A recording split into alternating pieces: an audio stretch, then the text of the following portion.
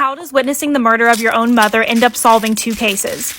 In April of 1993, an episode of Unsolved Mysteries came on the TV. It talked about a woman named Dee Dee Rosenthal who had went missing on February 22nd of 1991. Dee Dee was a part of a trained staff who worked with autistic children. At 4:47 p.m., she came home from work, withdrew money from the ATM, and talked to a friend on a phone that evening, and then went back to her apartment complex in Somerset Towers in Cherry Hill. And since that day, no one had heard from her. And her case went completely cold. That was until 14-year-old Jennifer Wirtz had convinced her killer to come forward in 1995, because Dee Dee's killer had also murdered her mom. Jennifer reached out to me and let me know her entire story. So let's get into the case of Rebecca Wirtz. So Rebecca was born in 1952, and growing up she was a big fan of music and loved the Beatles and Billy Joel. And when she got older, she got a high-ranking sergeant in the military. Together they had 4 girls: Shannon, Colleen, Kim, and Jennifer. Since her dad was stationed at the Pentagon, he was away a lot. So they got a divorce when Jennifer was 4, but this is when things went downhill. Part 2 to the Rebecca Wirtz case. So after Jennifer's parents got a divorce, her mom moved in with her grandparents. So her sisters, her uncle, her and her grandparents, and her mom were all in the same house. While she doesn't remember a lot during this time, she does remember her sisters having a better relationship with her mom, although they were really able to connect on music. But Rebecca started to go out, go to bars, go to friends' houses, and she ended up meeting a guy named Charles Edward Reddish, who went by the name Ed. Rebecca took them home to meet her parents, and they immediately did not approve of Ed, but Rebecca still wanted to be with him.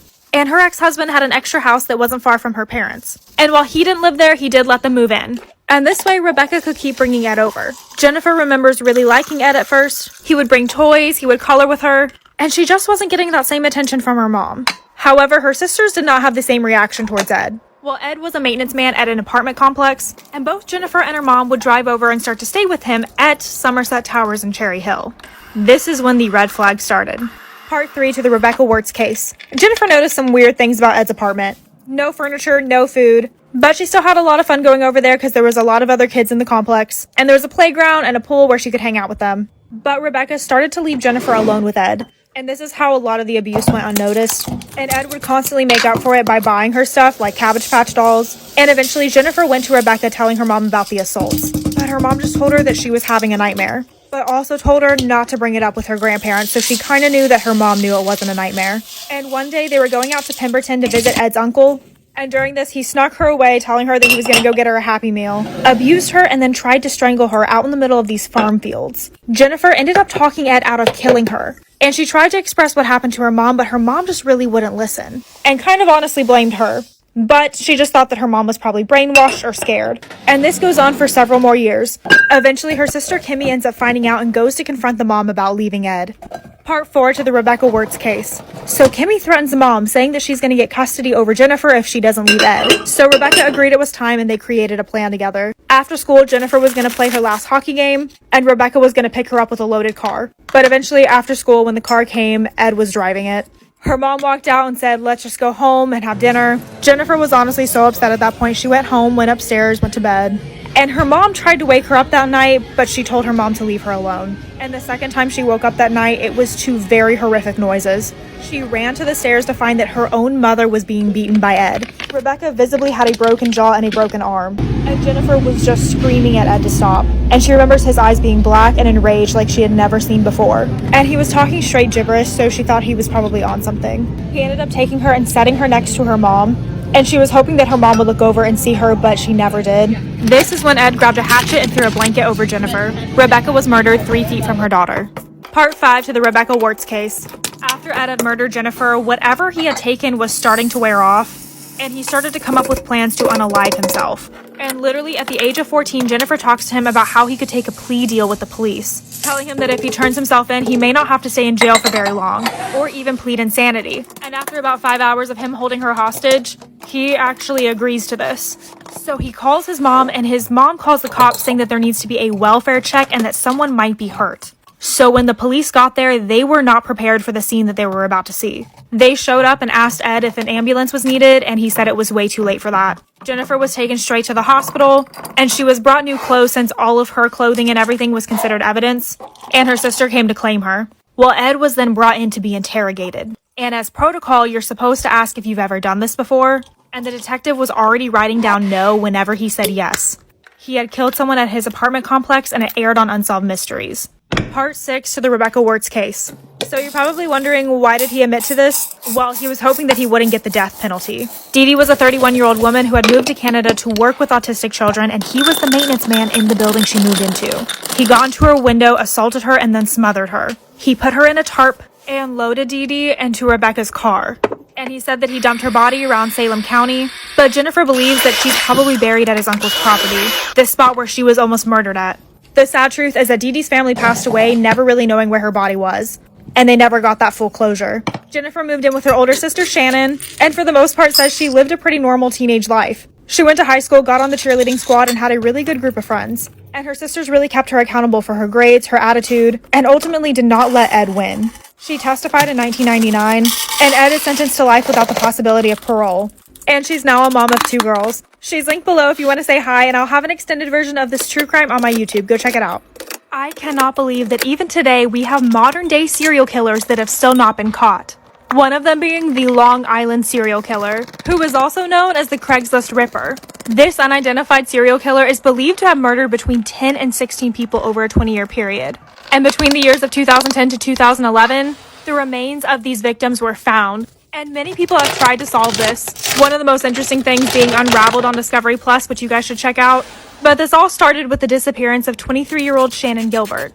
She was traveling with her driver, Michael Pack, to visit her client named Joseph Brewer. And there at Joseph's house is where she made a 911 call at around 4:54 a.m., in which she states in it that they're trying to kill me. Reportedly, she was banging on neighbors' doors asking for help, but ultimately the next day she disappeared. And in searching for her body, they ended up finding so many other women's. Part 2 to the Long Island serial killer.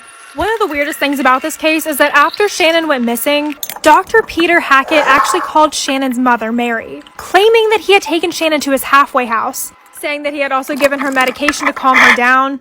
But whenever Shannon's sister went to go visit her, the doctor denied the whole thing. And this doctor was never linked to her disappearance whatsoever. The entire Suffolk County Police Department was looking for Shannon. And on December 11th, on Gilgo Beach, a body was found and everyone was convinced that it was about to be Shannon's. However, the remains belonged to Melissa Barthélemy. Melissa had disappeared on July 10th of 2009. She had also previously been working as an escort on Craigslist and was about the same build as Shannon. Melissa's little sister kept getting phone calls from a man after her disappearance, taunting her and harassing her, but the calls could never really be tracked to anyone. So the police kept looking for Shannon's body and ended up finding 3 other women of the same build wrapped in burlap, and they became known as the Gilgo 4. Part 3 to the Long Island serial killer. So who were these other 3 women that were found? One woman's name was Maureen Barnes.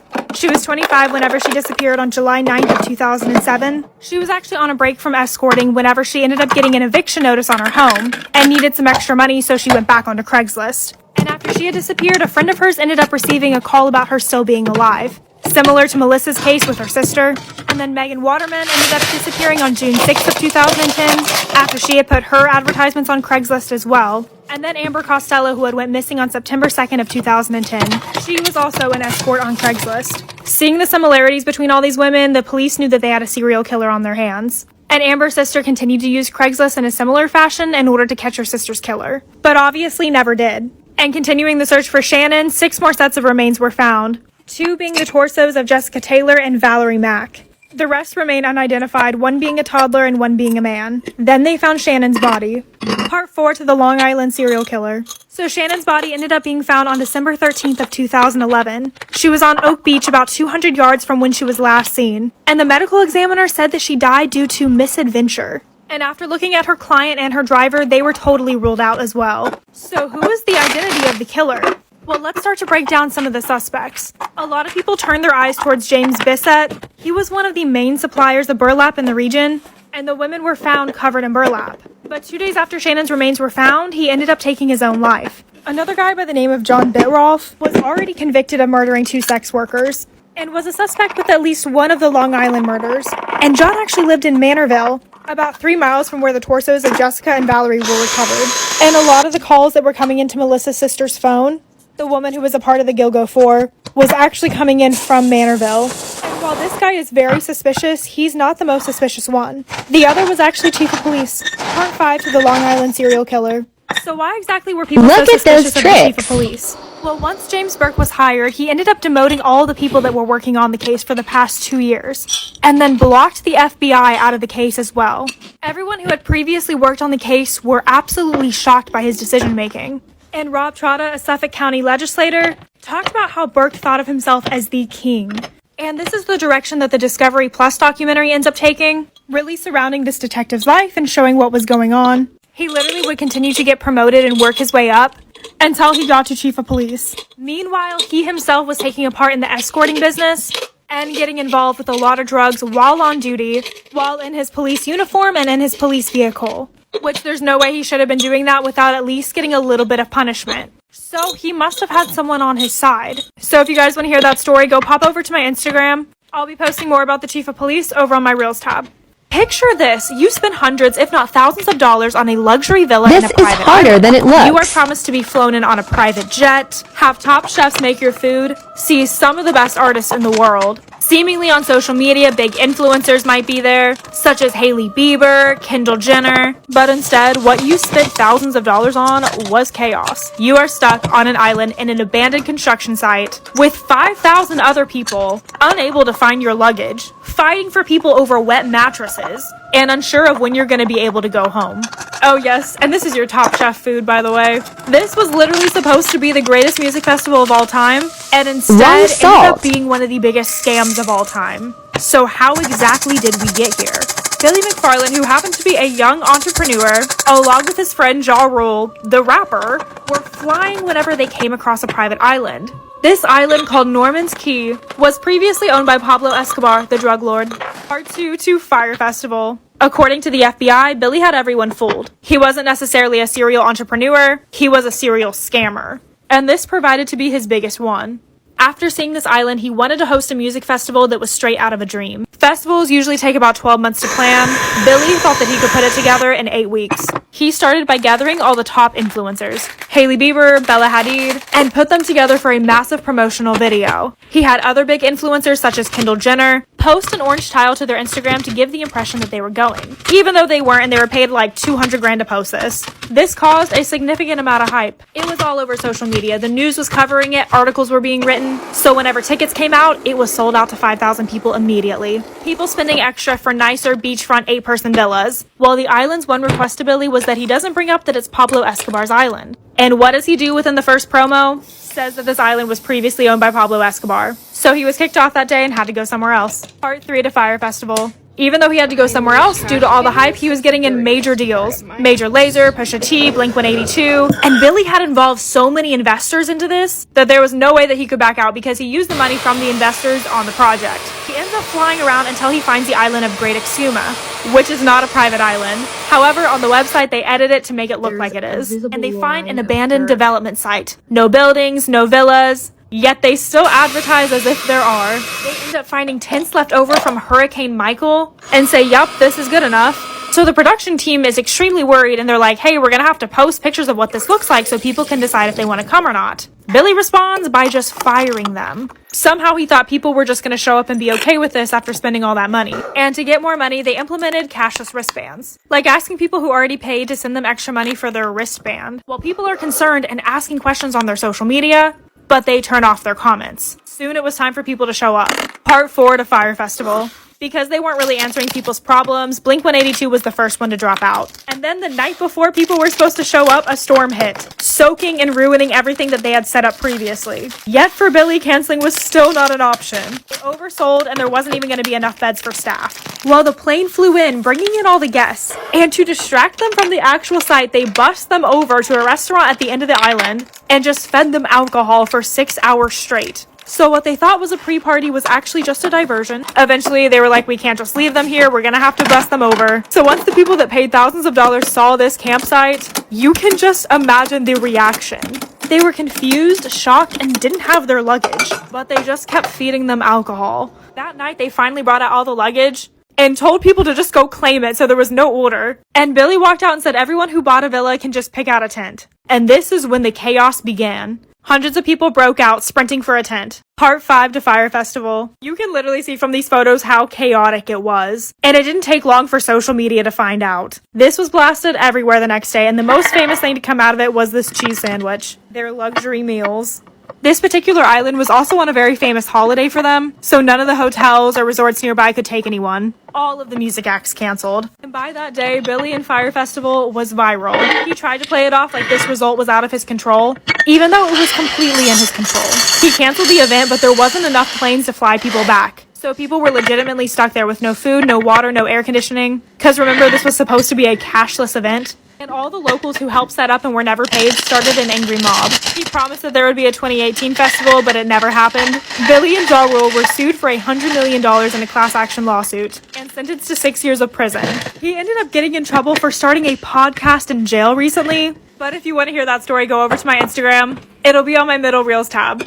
Friend Dan recently found out that he might be a father. I say might because the girl he's been having an on and off relationship with, Kara, is pregnant and he's not sure if he's the dad. She offered to get a paternity test once the baby is born and doesn't expect any kind of support until they find out if the baby is his. He's on board with that and appreciates that she's not pushing him into fatherhood if the baby isn't his. The issue is that when he was talking to me about it, he also said that he wants to get a maternity test done to make sure the baby is hers. Kara is visibly pregnant. We know she's pregnant because she did a maternity photo shoot and posted it on social media, so it's obvious she's not faking being pregnant. We've both seen her in person too, and she's most definitely pregnant. However, Dan believes the baby might not be hers. I try to explain to him that that's not how biology works, and unless she's got an embryo implanted in her, then she's definitely the mother. She's a waitress and works for minimum wage plus tips, so I doubt that she has the money to afford an embryo implantation.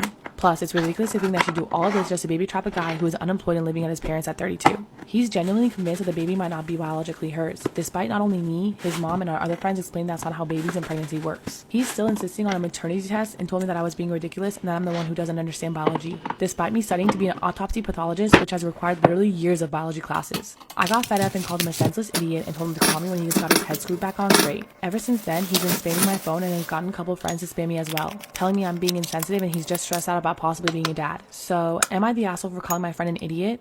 Yesterday, I was supposed to spend the night at my friend's house with some of my classmates and we were playing Truth or Dare. There really is no reason for us to choose truth since we already know a lot about each other, so we mostly just went with dares. It was pretty fun and we had some weird challenges. I was sitting next to my friend's brother when it was my turn and a classmate challenged me to kiss him. His sister immediately told my friend to change the dare, and so she did. To be clear, her brother didn't say anything when he heard about the dare and just laughed, so he definitely looked like he was okay with it, right? Well, wrong, because after I kissed him, he told me what the fuck am I doing, and he looked like he was really grossed out by it. I was honestly a bit offended and asked him why he was so grossed out by me kissing him. I'm actually a pretty okay looking girl, and even if I wasn't, there was no reason for him to act like this. He ended up leaving the game, and my friend told me that what I did was wrong on so many levels and to get out of her house. My other classmates didn't say anything, so I think they were on my side, but they didn't want to participate in this argument. I'll ask them when they go back home. Anyway, I did end up leaving. Am I the asshole for kissing my friend's brother without his consent during the Truth or Dare? Storytime about when I messed up by telling a woman on our first date that her pepper spray is useless. So a friend set me up with this woman because she thought we have similar hobbies and similar dark humor. We met today for the first time over coffee and tea. We were actually having a good time, or at least I thought so. We clicked right away and had a lot to talk and laugh about. After like an hour, she suggested to pay for our drinks and go somewhere else for lunch, and I happily agreed. As we were about to pay for our drinks, she started searching her purse for her wallet and put various objects on the counter because she seemed to have a bit of a mess in her purse. One of these objects was the pepper spray. I casually mentioned after leaving the coffee, I'd consider getting a different pepper spray if you plan to defend yourself. This one is quite useless. For a bit of context, I used to test various pepper sprays and tear gas in the military. We were stupid and young, but it was also kind of thrilling. And the product she had was by far the weakest and worst we tested. I just recognized the bottle because it was so bad, and I thought I should let her know that this is probably not the best option to go with. But she obviously didn't know about that because we just met an hour ago. After this comment, our conversation kind of died and she suddenly had a work emergency that she had to go to. It took me a few minutes until I realized that my comment was beyond creepy without any context. I'm definitely not used to meeting new people. Hopefully I haven't traumatized her. My wife and I have been married for 18 years. We have our 16-year-old daughter who's been dating a slightly shy and awkward young man for about 3 to 4 months now. He seems very nervous around my daughter and has admitted in passing comments here and there to my wife and I that he can't believe she agreed to date him and that he thinks she's way out of his league. He seems very respectful, just shy. My wife is usually an independent, awesome woman and her ideals align closely with mine, particularly in terms of feminism and equality. We have both striven to raise our daughter to be as independent and capable as possible. Since my daughter has been dating this kid, my wife has changed considerably and has given our daughter advice that has left me with raised eyebrows more than once. Some of the advice that I've heard my wife give out is, oh, it's cute for boys to pay for everything, especially in your first relationship, or "Oh, honey, don't worry about that. He can pay for you. If he really liked you, he would." And similar. I try to balance this out by telling my daughter straight away, two people in a partnership should be contributing equally. And my personal favorite, if someone asks if they can take you out for dinner, it's reasonable to expect them to pay, but if someone asks you to grab dinner with them, it's reasonable to split the payment. I figure that would be an easy way for a young person to understand the difference.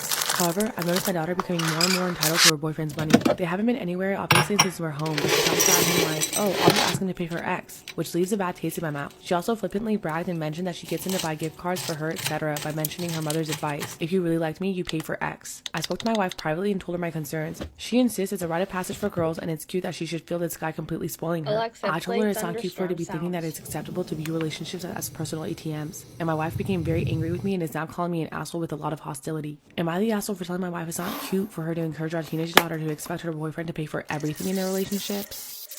I'm 26 and my husband is 31. I was planning on having a girls' night in at home and he initially was like, "No, not here, get a hotel or something." I said I couldn't afford a hotel, plus there was no need for one. He asked if he could join us if he's going to allow it, but I said no, this isn't how girls' night works. He eventually agreed to let me have it and even said he'd go out so my friends could be more comfortable. I invited the girls over and most of them had a lot of heavy venting to do. At some point things got a bit emotionally charged and there was crying, lots of it. After we brought in the food and drinks, when I went to turn on the TV, I spotted a small device tucked on the side. I took a look and found that it was actually a voice recording device. I was in disbelief. I knew my husband put it there to listen to our private conversations, which felt highly violating. I didn't hide it from the girls. I showed them the device, called my husband to get him to come home, and confronted him right there in front of the girls. The girls were shocked and my husband denied it after I flipped out and called him out. Then he said he was feeling curious to know about what we were talking about and wanted to make sure we weren't trash talking him specifically. The event was cut short and the girls left. I kept lashing out at him for ruining the night and possibly my relationship and trust with my friends. I said not only did he violate my privacy but my friends as well, because they were talking about very personal stuff. He argued that it was no big deal, that I should have just let him join us if we had nothing to hide, and that this was on them for opening up about private matters to begin with. He went on to talk about how I humiliated him by calling him out in front of my friends. I told him they deserve to know who he really is after what he's done. We argued some more and then he went out again. We're still fighting till today and I feel like I made a mistake calling him out like that aside from how I felt about it. He claims that my friends will no longer respect him after that. Am I the asshole for calling my husband out in front of my friends for planning a recording device while we were having a girls' night in? Comment any I was in a very bad assumptions car that you accident might about 3 have years of ago. me. A drunk driver ran a Anything at all, stoplight, and cut off a I will semi-truck, like which the then ones crashed that into are me, true. sending me crashing into 2 different cars and then Let's ultimately do into an embankment. My car was completely mangled and my legs were crushed, completely destroyed, and it had to be amputated. I also lost a couple fingers, the tip of one and all of the other. I'm also left with some gnarly scars that used to bother me, but I'm learning to deal with them. I got a couple different insurance payouts and some pain and suffering money in addition to my medical bills being paid, and with my money I purchased a custom-made leg to take the place of the one I lost. When I have pants and shoes on, you can hardly tell unless you're really looking. I still limp, but some days I don't have as pronounced a limp. Earlier today I went to the store with my boyfriend, my sister, her girlfriend, and our mother. I had to learn to drive with my left foot, but I'm really good at it now. I also bought a new car with my money and had to go through a ton of therapy to get past my PTSD, but I'm doing well there now as well. So I drove us, and because of my injuries, in addition to my leg, I also have chronic hip, neck, and back pain and some issues with my lungs from the time I spent intubated in a medically induced coma that led to pneumonia. I have a handicap placard for my car.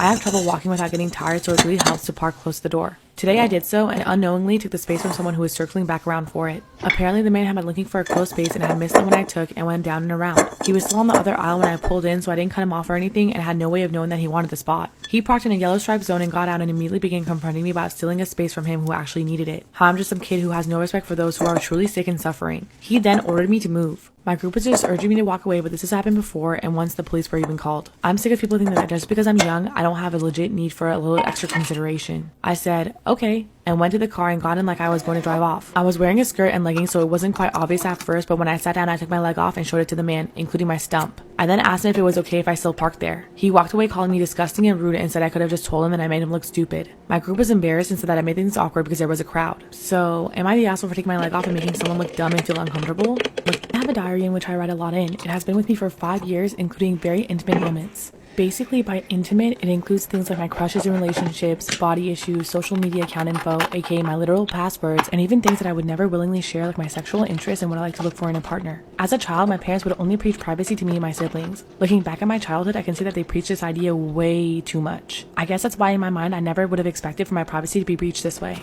Okay, so in the middle of the night, I ended up waking up and being incredibly thirsty, so I went downstairs to grab a drink, and to my shock, I see my mom, my dad, and both my siblings sitting together on the sofa.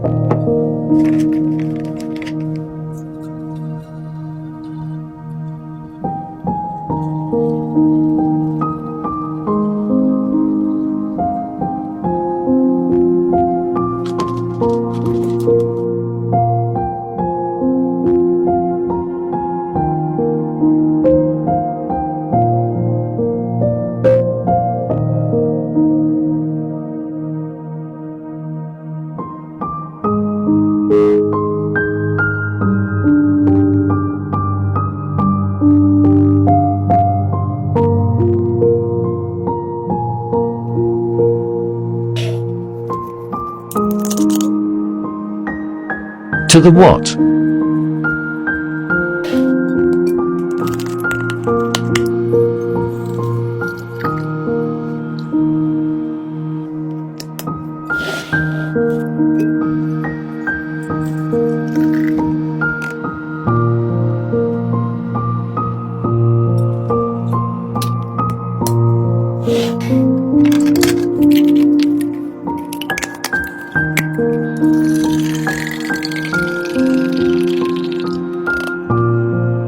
Fantastic.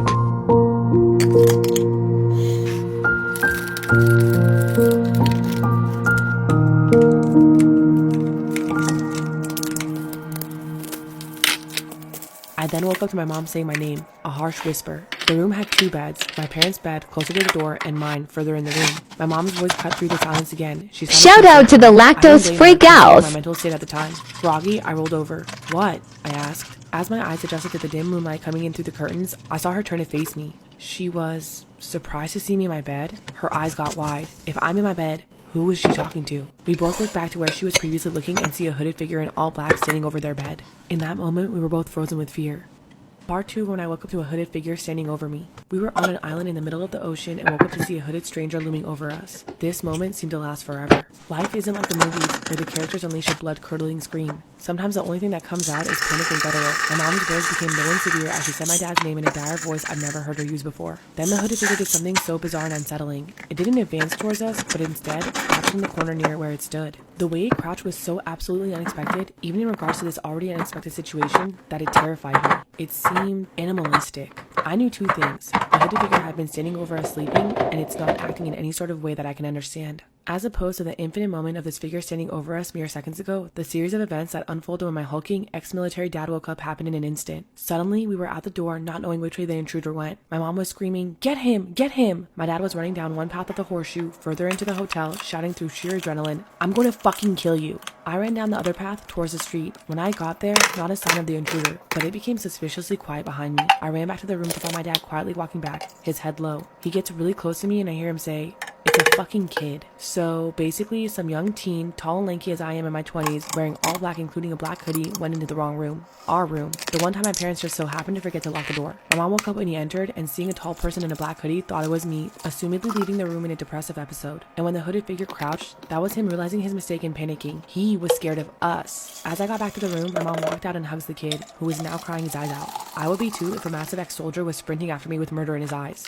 I sustained very bad injuries to my face this month. I'm in the stage of healing when the scar tissue has formed, but it's still very tender new skin. I'm going to have very obvious facial scarring for the rest of my life. The injury starts about an inch above my hairline, goes down over my eyebrows, so on that part, hair will not grow. It continues down my cheek where it's the deepest. I'll probably always have an indentation in the fullest part of my cheek. Then it continues to my jawline. In some ways, it's okay. I'm happy it's just cosmetic damage. My friends are super reassuring, telling me how badass and sick it's gonna look. They say I'm still hot as ever, now a little more sexy and mysterious. But in some ways, it really sucks. I know I'm always going to be seen first as the girl with the scar, and it feels especially bad when people look at me differently. This week, I had to fly home for a family thing. It was a plan I made long before my injury. I wasn't really looking forward to the pity or people making a big deal of it. I'd rather it not be acknowledged. I'd also met with my dermatologist, who said I was at the stage of the scar tissue formation that I no longer should be dressing the wounds. The skin was healing and instead I needed to be applying topical cream and Vaseline to keep the site clean and moist. It also looks a bit ugly. The building scar tissue is very red and tender, and with Vaseline over it, looks slick and shiny. So I get on this flight, I have the window seat, and I put my headphones on and drift to sleep when the plane is still boarding. I wake up to this Coffee with 4 years old, Boxley. sat next to me, throwing a tantrum. I didn't catch the first part of it, and I honestly couldn't understand what he was yelling about. His father said to me, "Can you cover that injury?" I said that my dermatologist recommends that I don't, so no, I don't think I will. He started snapping at me saying, "There is no need to be so rude. That injury is graphic and it's scaring my little one." I said, "This is my face. The only damn face that I've got. It sucks being told I'm so ugly that I can't show my goddamn face in public." He started to backtrack saying, "Just until it's healed." And I said, "It'll always be with me. Maybe teach some fucking compassion or respect instead of telling a girl half your damn age what you think about her face. That's rude." He actually got up after and I think he went to the stewardess about a seat change because a young couple came and sat next to me a few minutes afterwards. I've got to admit, I felt so low. Can't forget her puppuccino. For a few minutes. Am I the asshole for not covering up my healing scar and for being confrontational about it?